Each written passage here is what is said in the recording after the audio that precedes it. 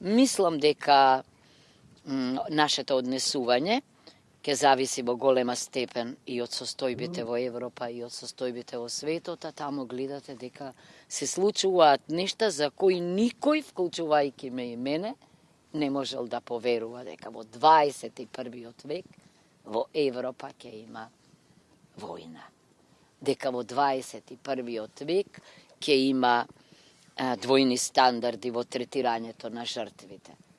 Дека во 21. век Обединетите нации наместо домот, куќата на мултилатерализмот, сите размислуваат, многу од иницијативите биле иницијативи прекрасни на мали и на средни држави, а големите држави не дозволувале да дојдат до израз во Советот за безбедност. Сама таква маргинализација на оваа институција зборува за маргинализација на не само институционална, туку на меѓународното право.